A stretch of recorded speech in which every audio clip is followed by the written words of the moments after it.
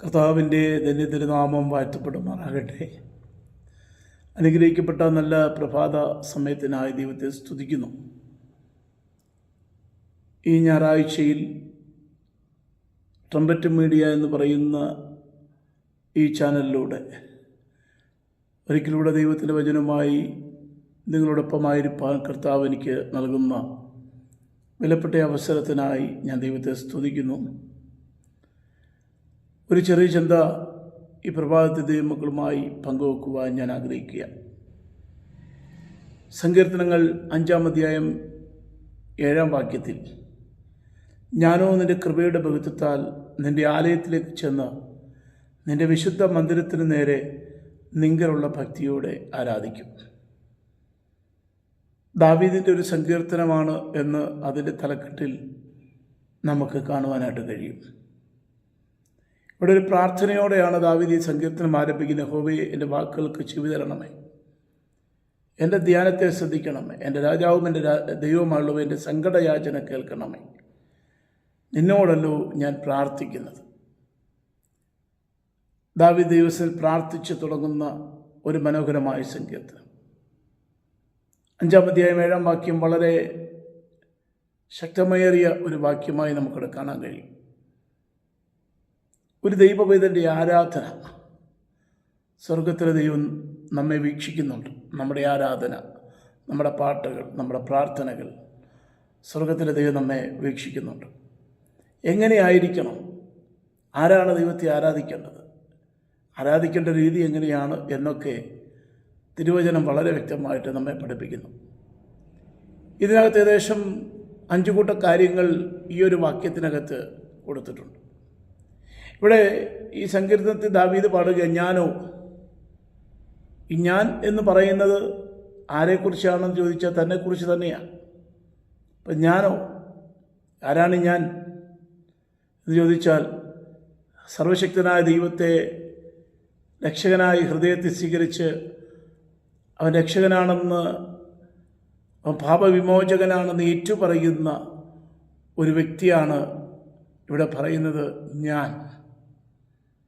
രാവിലെ തോറും ഒരുങ്ങി കാത്തിരിക്കുന്ന 3-ാം വാക്യം 5-ാം അധ്യായത്തിൻ്റെ 3-ാം വാക്യത്തിൽ പറയുന്ന, യഹോവേ, രാവിലെ എൻ്റെ പ്രാർത്ഥന കേൾക്കണമേ, ഞാൻ നിനക്കായി രാവിലെ തോറും ഒരുക്കി കാത്തിരിക്കുന്നു. എന്തുവാണ് ഒരുക്കുന്നത്? കർത്താവിന് വേണ്ടി തന്നെ ഒരുക്കുകയാണ്. വെടിപ്പോടെ, വിശുദ്ധിയോടെ, നിഷ്കളങ്കമായ അനുഭവത്തോടെ ദൈവനാമത്തിന് വേണ്ടി, ദൈവപ്രസാദം വെളിപ്പെടുവാൻ വേണ്ടി തന്നെ ഒരുക്കി കാത്തിരിക്കുന്ന ഒരു ഭക്തൻ്റെ ആരാധന.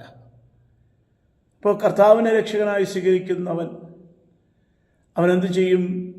ദൈവത്തിന് വേണ്ടി കാത്തിരിക്കും. രംഗയോടെയല്ല കാത്തിരിക്കുന്നത്, തന്നെ ഒരുക്കി വിശുദ്ധമായ അനുഭവത്തോടെ ദൈവസന്നിധിയിൽ കാത്തിരിക്കുന്നൊരു ഭക്തൻ. രണ്ടാമത്തെ കാര്യം, അവൻ എങ്ങനെയാണ് ആരാധിക്കുന്നത്? അവിടെ പറയുന്നത് എങ്ങനെയാണ്? ഞാനോ നിൻ്റെ കൃപയുടെ ബഹുത്വത്താൽ. കൃപയുടെ ബഹുത്വത്താൽ. എന്താണ് ഈ കൃപയെന്ന് എല്ലാവർക്കും അറിയാം.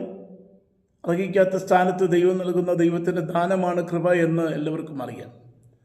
പക്ഷേ ആ ദൈവകൃപ എങ്ങനെ പ്രാപിക്കാൻ പറ്റും? കർത്താവിനെ സ്വീകരിച്ച, കർത്താവിനെ വിശുദ്ധിയോടെ ആരാധിക്കുവാൻ ഇറങ്ങിത്തിരിക്കുന്ന ഒരു ദൈവവൈതലിന് ദൈവകൃപ പ്രാപിക്കുവാനായിട്ട് പറ്റും. അങ്ങനെയാണെങ്കിൽ ആ കൃപയുടെ ബഹുത്വത്താൽ എന്നാണ് ഇവിടെ സങ്കീർത്തനക്കാരൻ ആലപിക്കുന്നത്. എന്ന് പറഞ്ഞാൽ, ഒരു കാലഘട്ടത്തിൽ പാപത്തിൻ്റെ ബഹുത്വത്തിൽ കിടന്ന, അതിക്രമങ്ങളുടെ ബഹുത്വത്തിൽ കിടന്ന, ലോകത്തിൻ്റെ മോഹങ്ങളിൽ വിരഞ്ഞോടിക്കൊണ്ടിരുന്ന ഒരു മനുഷ്യൻ പാപബഹുത്വത്തെ മാറ്റിക്കൊണ്ട്, അതിക്രമങ്ങളുടെ ബഹുത്വത്തിൽ നിന്നും മാറിക്കൊണ്ട് പാപത്തിൻ്റെ ചേറ്റുവഴിയിലേക്ക് തള്ളപ്പെട്ടു പോകേണ്ടതായിരുന്ന മനുഷ്യൻ, അവൻ കൃപയുടെ ബഹുത്വത്തോടെ അവൻ ദൈവത്തെ ആരാധിക്കുന്നു. ആരാധിക്കുവാൻ വരുമ്പോൾ അവൻ്റെ മേൽ ദൈവത്തിൻ്റെ കൃപ ഇറങ്ങി വരികയും പിന്നെ അവൻ അടങ്ങിയിരിക്കുവാൻ കഴിയാതെ, മിണ്ടാതിരിക്കാൻ കഴിയാതെ, അവൻ പ്രാപിച്ച ദൈവകൃപയ്ക്കൊത്തവണ്ണം അവൻ ദൈവത്തെ ആരാധിക്കുവാനായി ഇടയായിത്തീരുന്നു നമുക്കിവിടെ കാണാനായിട്ട് കഴിയും. എവിടെയാണ് ആരാധിക്കേണ്ടത്, എങ്ങനെയാണ് ആരാധിക്കേണ്ടത് എന്ന് വിശുദ്ധ ഗ്രന്ഥം 3-ാമതായി നമ്മൾ പഠിപ്പിക്കുമ്പോൾ ദൈവത്തിൻ്റെ ആലയത്തിലേക്ക് ചെന്നു എന്നാണ്. നാം ഒരു കാര്യം ഓർക്കണം. ദൈവസന്നിധിയിൽ വരുന്ന ഒരു ദൈവത്തിൻ്റെ പൈതൽ ആലയവുമായിട്ടുള്ള കൂട്ടായ്മ ഒരിക്കലും മറക്കാൻ പാടില്ല. എത്ര തിരക്കുണ്ടെങ്കിലും ദൈവത്തെ ആരാധിപ്പാൻ ദൈവാലയത്തിൽ വരണം. ആലയത്തിനകത്ത് നന്മയുണ്ട്, ആലയത്തിനകത്ത് അനുഗ്രഹമുണ്ട്, ആലയത്തിനകത്ത് ഉപദേശമുണ്ട്, ആലയത്തിനകത്ത് വിടുതൽ കാത്തിരിപ്പുണ്ട്, ആലയത്തിനകത്ത് ദൈവപ്രവൃത്തികൾ നമുക്ക് കാത്തിരിപ്പുണ്ട്. അതുകൊണ്ട് ആലയത്തിനകത്ത് വരുമ്പോൾ ഞാൻ നിൻ്റെ ആലയത്തിലെ നന്മ കണ്ട് തൃപ്തരാകും എന്ന് പാടുന്നത് പോലെ, പ്രിയപ്പെട്ട സഹോദരങ്ങളെ, ആലയത്തിൽ ആരാധനയ്ക്കായി നാം എത്തിച്ചേരണം. ആലയത്തിലേക്ക് ചെല്ലുമ്പോൾ അവിടെ എന്താണ് പ്രത്യേകത? അത് ദൈവസാന്നിധ്യമുള്ള ഇടമാണ്. ദൈവമക്കൾ, വിശുദ്ധന്മാർ പരമാർത്ഥ ഹൃദയത്തോട് ദൈവത്തെ ആരാധിക്കുവാനായി ദൈവത്താൽ തിരഞ്ഞെടുക്കപ്പെട്ട ആ സ്ഥലത്ത് നാം ആരാധനയ്ക്ക് ചെല്ലുമ്പോൾ നാം വിശ്വസിക്കേണ്ട ഒരു കാര്യം, നാം ചെല്ലുന്ന ആലയത്തിൻ്റെ അല്ലെങ്കിൽ ആ ബിൽഡിങ്ങിൻ്റെ ഗാംഭീര്യത കൊണ്ടോ മനോഹരിത കൊണ്ടോ അല്ല അവിടെ ദൈവപ്രവൃത്തി വെളിപ്പെടുന്നത്. അവിടെ ദൈവമക്കൾ ആരാധിക്കുന്ന ആരാധനക്കൂട്ടത്തിൽ ദൈവസാന്നിധ്യം ഇറങ്ങുന്ന ഒരനുഭവമായിട്ട് നമുക്കിവിടെ കാണുവാൻ കഴിയണം. അവിടെ ദുഷ്ടൻ പാർക്കത്തില്ല, അഹങ്കാരികൾക്ക് അവിടെ നിൽക്കുവാനായിട്ട് കഴിയത്തില്ല. 4-ാം വാക്യത്തിൽ വായിക്കുന്നു, ദൈവം ദുഷ്ടതയിൽ പ്രവർത്തിക്കുന്ന ദൈവമല്ല. അഹങ്കാരികൾ നിന്നോടുകൂടെ അല്ലെങ്കിൽ ദുഷ്ടൻ നിന്നോടുകൂടെ പാർക്കുകയുമില്ല. അപ്പം ആലയത്തിൽ പാർക്കേണ്ടത്, ആലയത്തിൽ വസിക്കേണ്ടത്, ആലയത്തിൽ ആരാധിക്കേണ്ടത് ഒരു ദുഷ്ടൻ ആലയത്തിൽ ആരാധിക്കാൻ കഴിയത്തില്ല. ദൈവത്തെ അറിഞ്ഞ, സത്യമറിഞ്ഞ ഒരുവന് വിശുദ്ധിയും പ്രമാണവും മുറുകെ പിടിക്കുവാൻ ആഗ്രഹിക്കുന്ന ഒരു വ്യക്തിക്ക് ദൈവസന്നിധി വന്ന് കർത്താവിനെ ആരാധിക്കുവാനായിട്ട് സാധിക്കും. അതുമാത്രമല്ല പ്രിയമുള്ളവരെ, അവിടെ അടുത്തത് നിൻ്റെ വിശുദ്ധ മന്ദിരത്തിലേക്ക് ചെന്ന്. നമുക്കറിയാം, സാറാഫുകൾ ദൈവത്തിൻ്റെ മുഖത്തേക്ക് പോലും നോക്കാതെയാണ് യശയ്യാപ്രവചനം 66-ാം അധ്യായം പഠിക്കുമ്പോൾ ഒരുത്തനോടൊരുത്തൻ പരസ്പരം നോക്കിക്കൊണ്ട്, പരസ്പരം അവർ തമ്മിൽ നോക്കിക്കൊണ്ട് ഒരുത്തനോടൊരുത്തൻ പറഞ്ഞു, സൈന്യങ്ങളുടെ യഹോവ പരിശുദ്ധൻ പരിശുദ്ധൻ പരിശുദ്ധൻ. എന്നാൽ വെളിപ്പാട് പുസ്തകം 5-ാം അധ്യായം നാം പഠിക്കുമ്പോൾ മനസ്സിലാക്കുന്നത്, മുഖത്തോട് മോഹം നോക്കിയല്ല ഭക്തൻ ആരാധിക്കുന്നത്, അവൻ നോക്കുന്നത് ദൈവത്തിൻ്റെ മുഖത്തേക്കാണ്. ദൈവമുഖത്തേക്ക് നോക്കി ആരാധിക്കുവാനാണ് ഒരു ഭക്തനെ ദൈവം വിളിച്ചിരിക്കുന്നത്. ഞാൻ യഹോവയെങ്കിലേക്ക് നോക്കും, ദൈവമുഖത്തേക്ക് നോക്കണം. അവൻ്റെ മുഖത്തേക്ക് നോക്കിയാൽ ആരും ലജ്ജിച്ചു പോകത്തില്ല. സങ്കീർത്തനം 34-ാം സങ്കീർത്തനത്തിൽ വായിക്കുന്ന പോലെ, അവങ്കിലേക്ക് നോക്കിയവർ പ്രകാശിതരായി, അവരുടെ മുഖം ലജ്ജിച്ചു പോയില്ല. അപ്പോൾ പ്രിയമുള്ളവരെ, ദൈവമുഖത്തേക്ക് നോക്കി ആരാധിക്കുവാൻ, ദൈവത്തിൻ്റെ സാന്നിധ്യം അനുഭവിച്ചറിഞ്ഞ് ആരാധിക്കുവാൻ, കർത്താവിൻ്റെ മുഖത്തേക്ക് നോക്കുവാൻ ദൈവം നമുക്ക് വേണ്ടി അവസരങ്ങൾ ഒരുക്കും. ദൈവം നമ്മെ അതിനായിട്ടാണ് വിളിച്ചിരിക്കുന്നത്. പ്രതിസന്ധി വരുമ്പോൾ, പ്രതികൂലങ്ങൾ വരുമ്പോൾ ദൈവമുഖത്തേക്ക് നോക്കണം, ദൈവത്തിൻ്റെ സന്നിധിയിലേക്ക് അടുത്ത് വരണം. ആരാധനയ്ക്കൊരു സ്വഭാവമുണ്ട് കേട്ടോ. ആരാധനയുടെ സ്വഭാവം വെറുതെ കൈയടിക്കുകയല്ല, വെറുതെ ആമേ സ്തോത്രം, വെറുതെ ആമേൻ കൈയടിച്ച് ആരാധിക്കുന്ന അനുഭവമല്ല. പിന്നെയോ ഭക്തിയോടെ ആരാധിക്കണം, ബഹുമാനത്തോടെ ആരാധിക്കണം, ഭയത്തോടെ ആരാധിക്കണം.